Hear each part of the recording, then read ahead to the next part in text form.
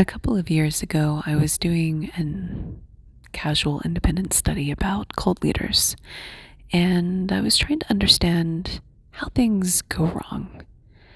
What are the common denominating contributing factors to the leadership when things start to go south? And just in case you're interested, one great observation is from a documentary called Wild Wild Country. And what you see is this burgeoning ideology, this puritanical utopia, this vision that over time slowly degrades and devolves into things like murder and some pretty heavy sadistic tendencies. And this is the beauty of understanding shadow work, because when people rise to power and they have not healed their shadow wounds, when they have not done the work, something profoundly demented can come out as a result. And it's interesting to see these things in action. So, as part of this collection of documentaries and observations that I was making, I came across an interesting trend, which is that there are three men in the world: Siberia, Australia, and I believe the other one was Brazil, South America somewhere, who claim to be Jesus incarnate and reincarnate.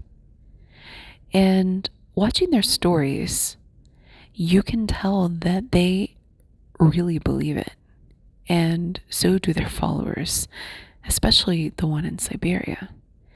And this got me thinking, how is it possible that all three of these men could independently claim to be Jesus and that be their truth?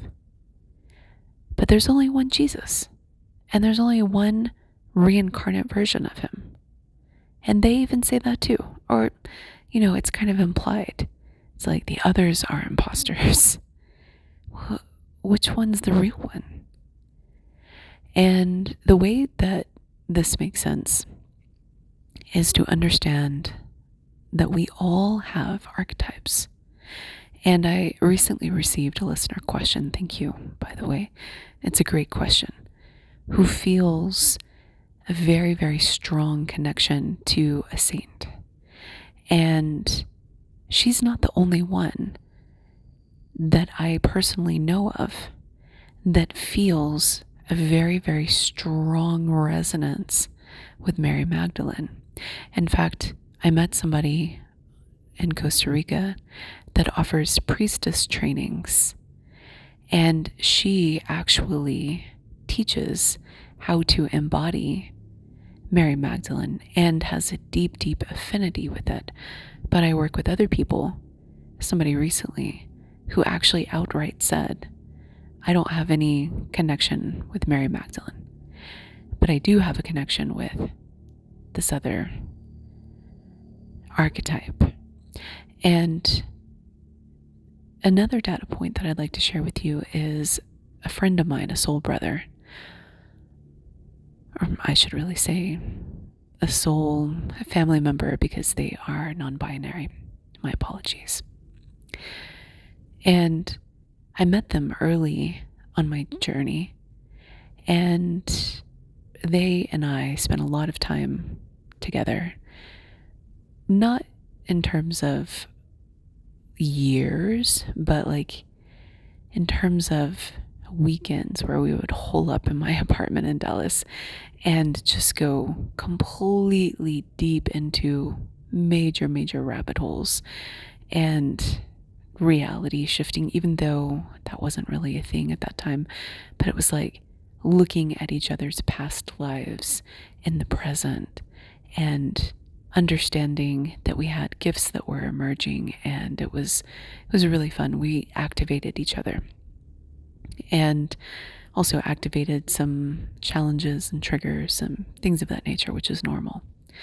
But this was, one of my first encounters like this, and one of their first encounters too. So there was also a lot of confusion because we didn't fully understand what it meant to be in the presence of a spiritually activating, gift activating person.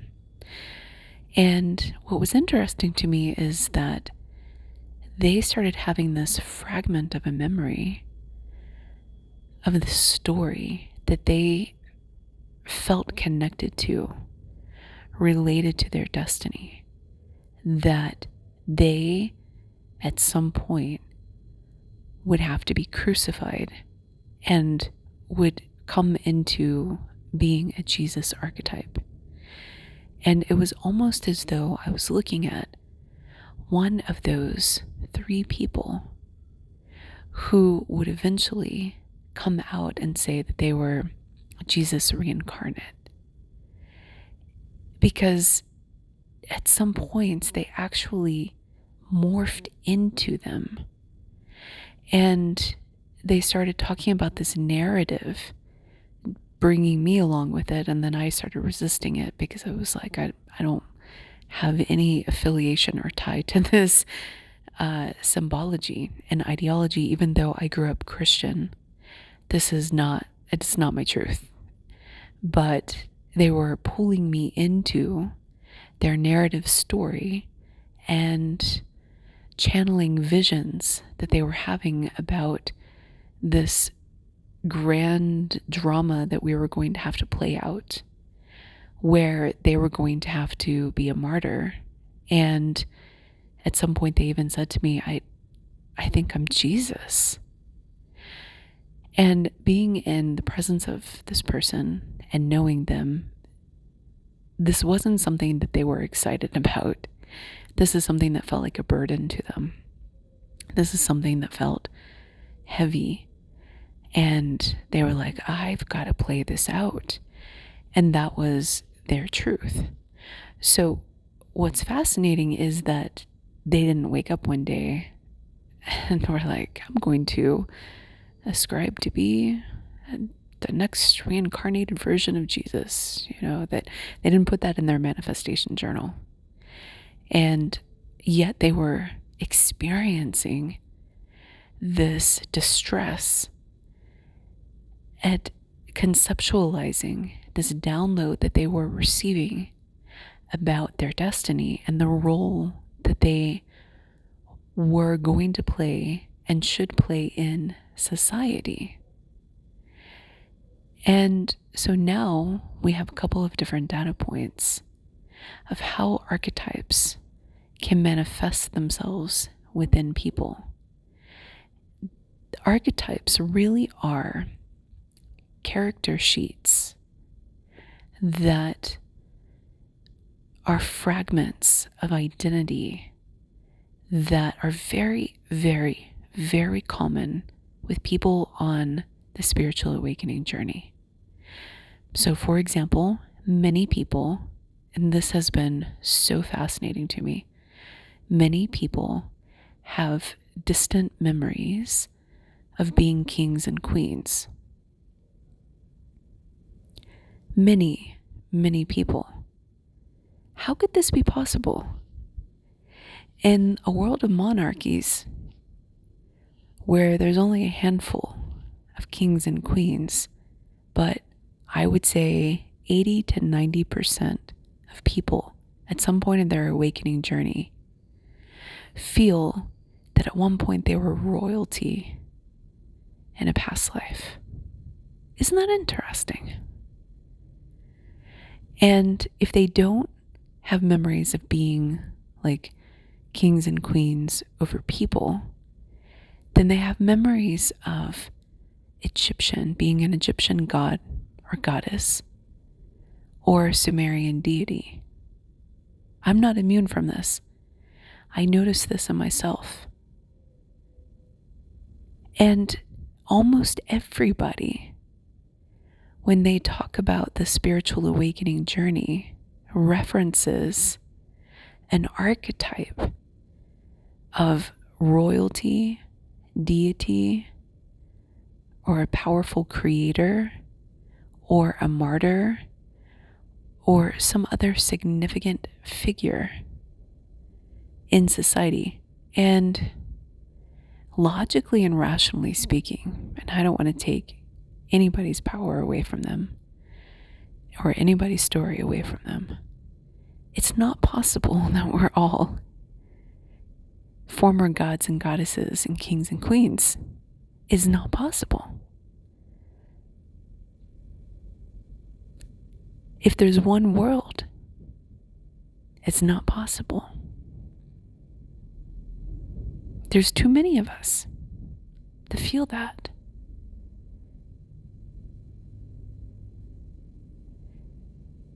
So, could it be that in a multiverse arrangement, could it be that we were all fragmented across the space-time continuum? And that there are many, many, many, many, many, many, many, many, many, many, many, many, many, many, many worlds.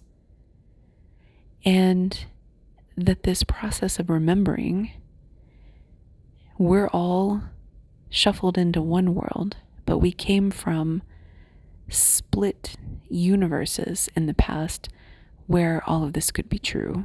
That's one possibility.